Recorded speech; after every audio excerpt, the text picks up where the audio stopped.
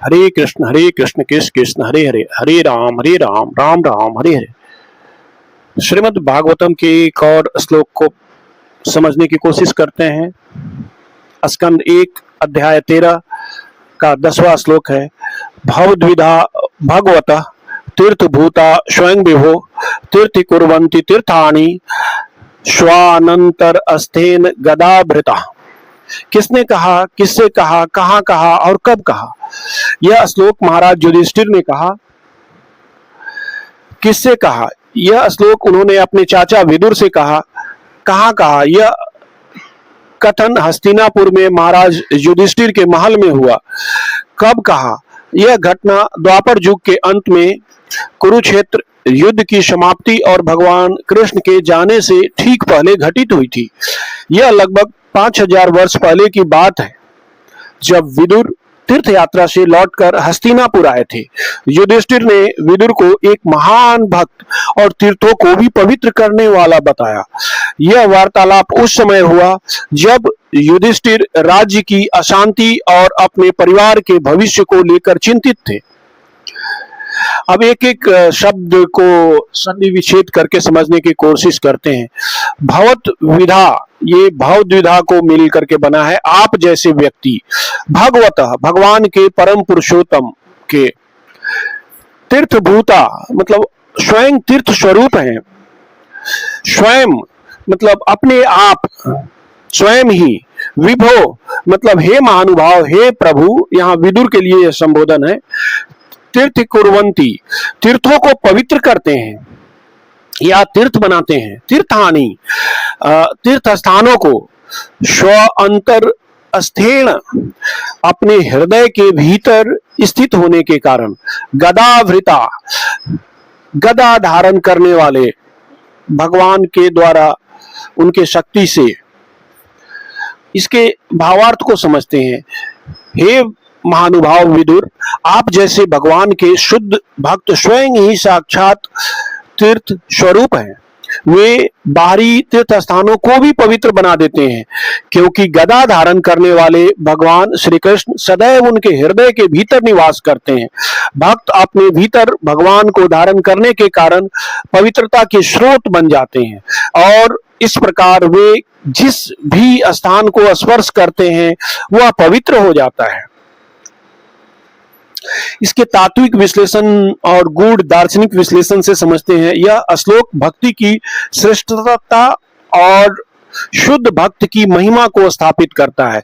सामान्यतः लोग सोचते हैं कि तीर्थ स्थानों पर जाने से पाप धुल जाते हैं और पवित्रता प्राप्त होती है, परंतु यह श्लोक एक गहन आध्यात्मिक सत्य को प्रकट करता है।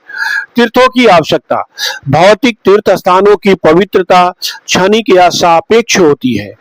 वे केवल उन भक्तों के चरण छूने से अपनी सच्ची पवित्रता प्राप्त करते हैं जो भगवान को अपने हृदय में धारण करते हैं। आंतरिक पवित्रता। एक शुद्ध भक्त के लिए तीर्थ बाहरी स्थान नहीं है, बल्कि स्वयं अपने हृदय में भगवान को धारण करने के कारण चलता फिरता तीर्थ बन जाता है। भगवान की उपस्थिति। भगवान अपनी गदा धारण करने वाले रूप में जो शक्ति और संहार का प्रतीक है, भक्त के हृदय में वास करते हैं। इसका अर्थ है कि भक्त के हृदय में भगवान की उपस्थिति अटूट और सशक्त है। भगवान की उपस्थिति ही भक्त को तीर्थीकरण, पवित्र करने की शक्ति प्रदान करती है।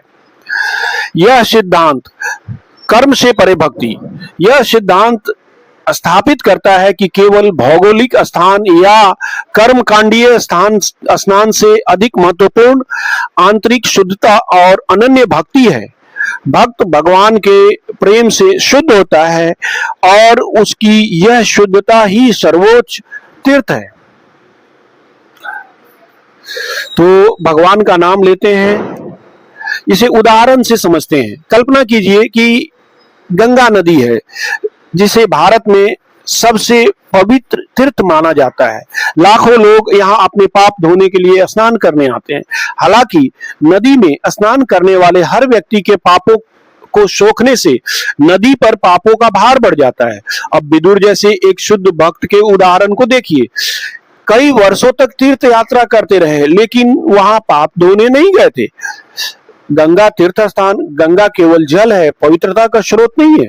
विदुर जो है वो शुद्ध भक्त है। विदुर तीर्थभूता स्वयं हैं, यानी वे स्वयं ही पवित्रता का स्रोत है। जब विदुर गंगा के किनारे बैठते हैं या उसमें स्नान करते हैं तो क्या होता है? उनके हृदय में साक्षात गदाधारी भगवान श्री कृष्ण विराजमान है। भगवान की यह उपस्थिति सर्वोच्च शुद्धता है। जब भक्त का शरीर या उसके चरण तीर्थ स्थानों को स्पर्श करते हैं तो वे अपने भीतर स्थित भगवान की पवित्रता को उन स्थानों में प्रसारित कर देते हैं। इस प्रकार जिस गंगा ने दूसरों के पापों को अवशोषित कर लिया है, वह भक्त विदुर के स्पर्श से फिर से अत्यधिक शुद्ध हो जाती है। तीर्थ कुर्वन्ति तीर्थानि, जो इस श्लोक में बताता है। यह श्लोक हमें सिखाता है कि व्यक्ति की आंतरिक भक्ति किसी भी बाहरी स्थान से अधिक शक्तिशाली है। एक भक्त अपने भीतर भगवान को धारण करने के कारण बाहरी दुनिया में भी शुद्धता का संचार करता है। इसलिए युधिष्ठिर ने विदुर का सम्मान किया, यह मानते हुए कि विदुर का आगमन स्वयं ही तीर्थों के लिए भी शुद्धि लेकर आया है। तो भगवान का नाम लेते हैं, हरे कृष्ण कृष्ण कृष्ण हरे हरे, हरे राम राम राम हरे हरे।